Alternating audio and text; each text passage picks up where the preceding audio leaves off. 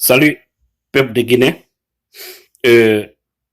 Parlons-en de ce sujet si important. Il s'agit bel et bien de cette nouvelle installation de ces 114 préfets nommés par Alpha Condé. Une honte de vrai recul démocratique dans notre pays. Parce qu'il faut savoir que ces gens-là ne sont pas des députés, mais plutôt des préfets nommés. Oui, c'est des préfets dans la mesure où ils ne sont pas légitimes.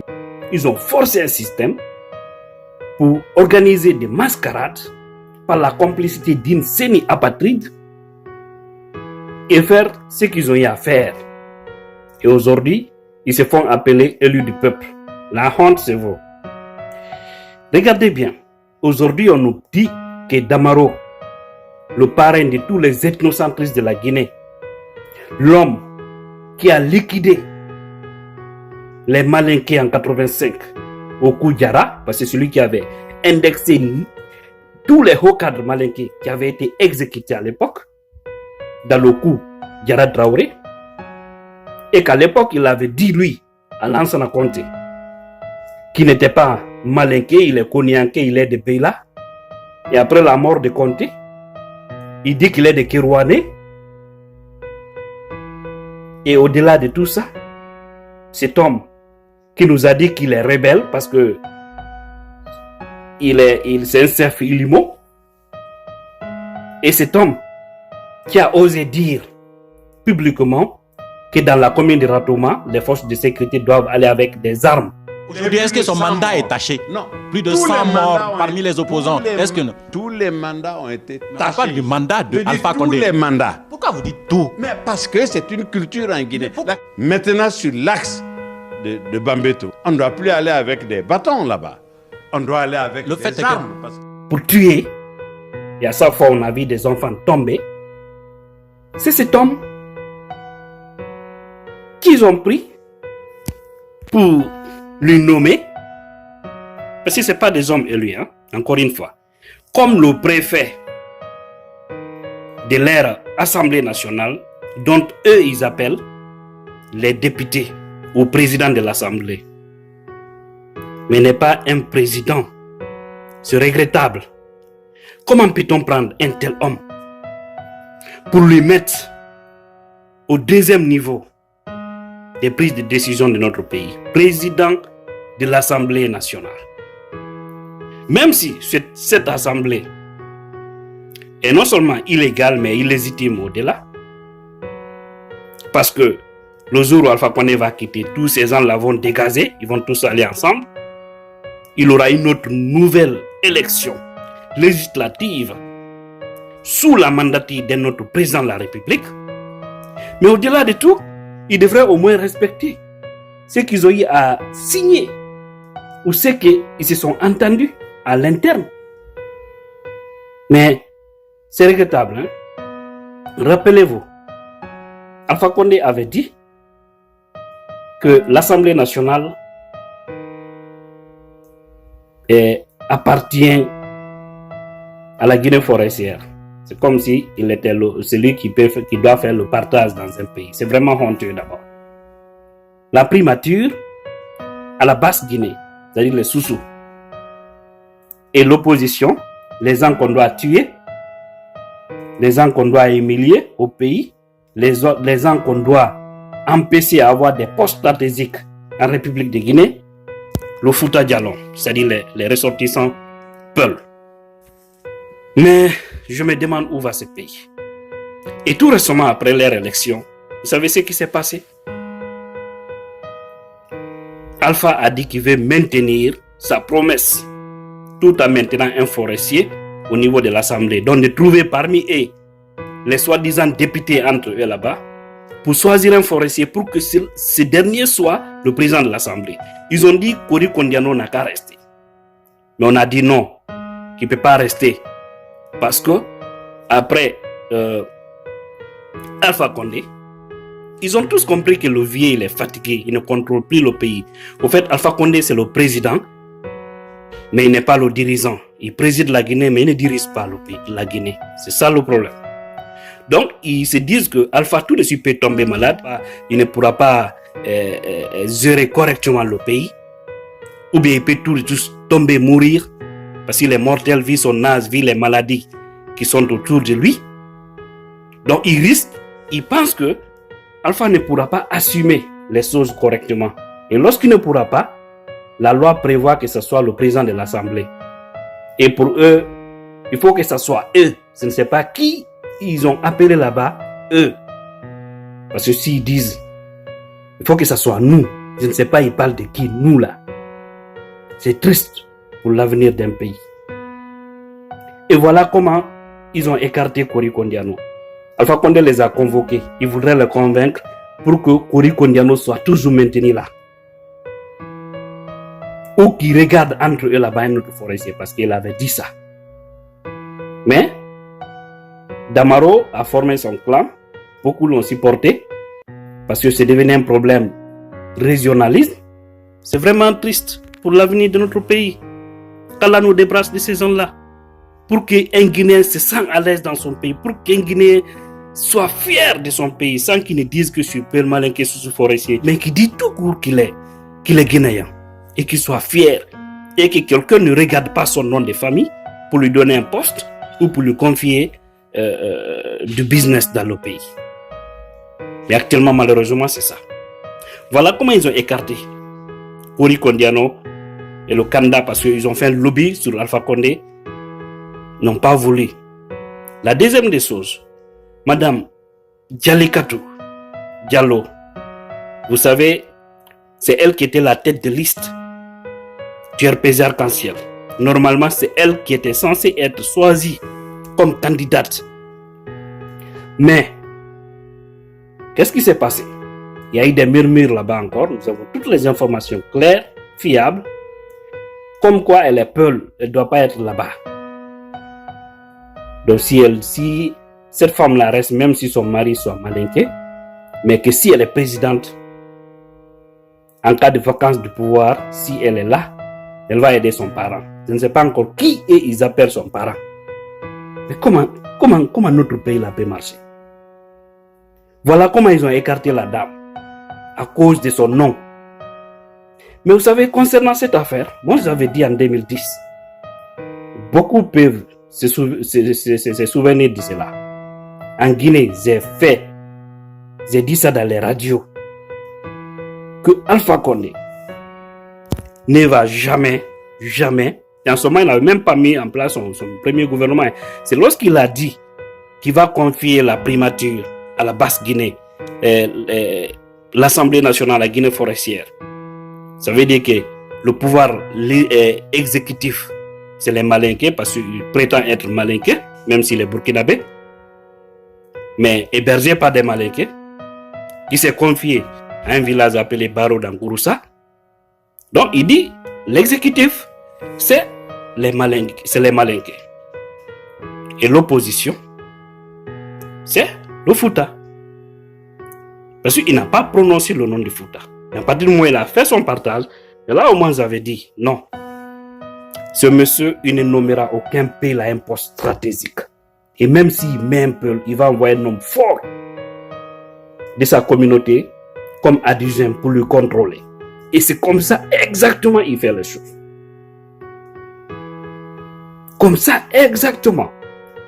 Parce que regardez, peuple de Guinée, vous ne verrez pas du tout depuis 2010 jusqu'à là où je vous parle.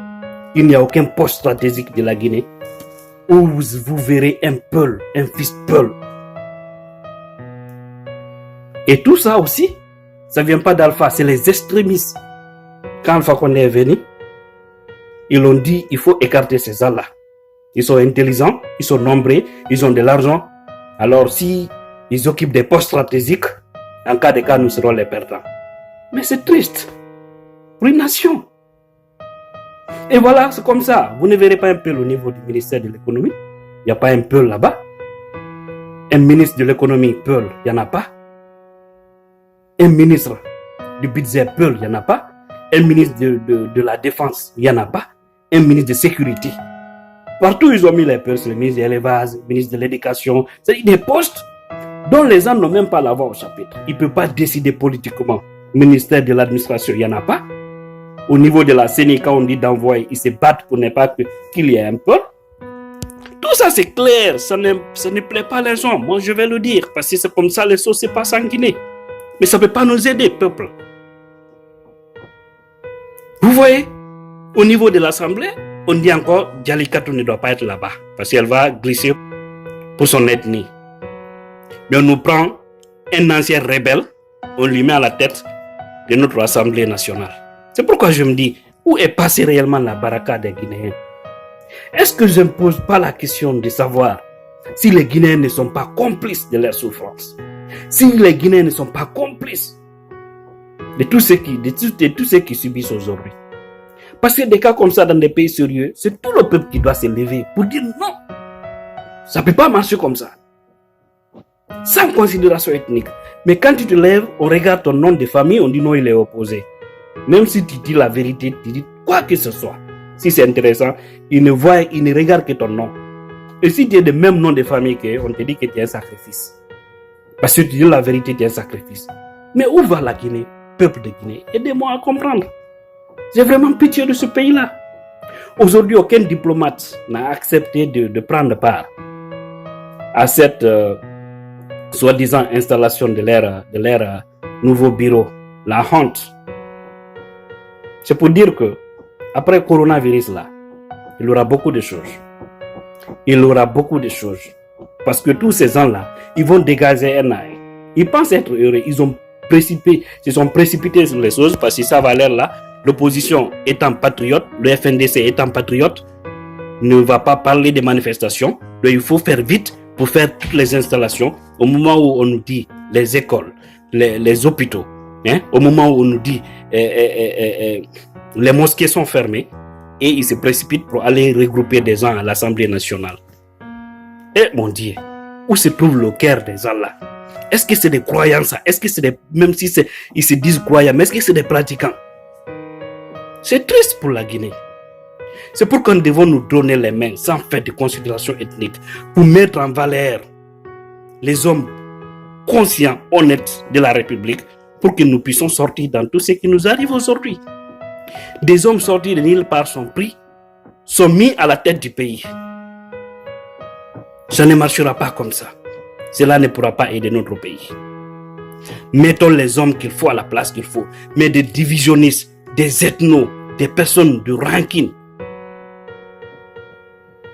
Comment ceux-ci peuvent être les responsables au plus haut niveau d'un pays?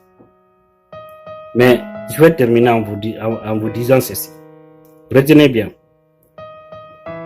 Damaro passera par tout le monde pour organiser un complot contre Alpha Condé. Il le fera.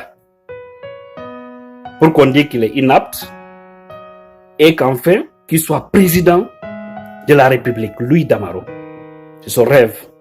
Mais il passera par des micmacs pour le faire. Et quand il pensera organiser une transition, il pensera donner le pouvoir à l'un de leurs, parce que c'est ça leur politique actuellement, je vous le dis. Et ça vient encore d'eux. C'est l'un d'eux qui nous a parlé, qui ne partage pas leur politique, leur plan. Mais ils seront surpris. Parce qu'aujourd'hui, l'ancienne assemblée a expiré. Ça veut dire qu'elle n'est plus légitime. Ces nouveaux députés qu'ils ont installés sont des putschistes. Donc ça veut dire qu'eux aussi, et pour eux d'ailleurs c'est plus grave parce qu'ils ne sont ni légaux ni légitimes. Et en cas de cas, si Alpha Condé décédait tout de suite, ou qui devenait tout de suite inapte à diriger le pays, Damaro va penser être le président de la République, intérimaire, pour organiser une nouvelle élection. Mais c'est là où ils seront surpris, parce que les militaires vont forcément reprendre le pouvoir. Ils auront encore tous les arguments pour récupérer le pouvoir, chose que nous ne souhaitons pas. Mais nous serons obligés de voir notre pays dans une nouvelle transition. Parce que l'ancienne assemblée était arrivée à son terme. Et cette nouvelle est illégale, illégitime. Et l'armée pouvait se servir de cela pour nous ouvrir une nouvelle transition. Retenez bien ce que je vous dis. il y aura des complots entre eux là-bas. Et tout le monde va voir ce qui va se passer. M. Damaro a fait que le RPG est foutu à jamais. Et Alpha Condé, qui ne contrôle rien, qui ne comprend rien. Aujourd'hui, le président de la République, on dit qu'il est de la Haute-Guinée. Le président de l'Assemblée est de la Haute-Guinée. Et également, le premier ministre est de la Haute-Guinée. Parce qu'il faut noter que Ibrahima Kassouri Fofana, on dit qu'il est de Moria, oui. Mais il est de la Haute-Guinée, c'est Malinké, d'origine. Je ne parle pas pour ethniciser les choses, mais leur politique est mauvaise par rapport à ce qui se passe. Je sais qu'il y a des Malinqués très doués, très patriotes, très humbles, j'en connais beaucoup, tout comme des Peuls, tout comme des forestiers, tout comme des Soussous. Mais malheureusement, ceux qui nous dirigent, c'est les mauvais grains de toutes ces communautés-là que Dieu nous a donnés et ils sont en haut, au plus haut sommet de notre pays. C'est pourquoi je vous dis, est-ce qu'en réalité, Dieu n'est pas en colère contre le peuple de Guinée? Je ne peux pas laisser des hommes comme ça être les plus hauts responsables d'une terre aussi riche de son sol et de son sous-sol. C'est-à-dire une terre bénie.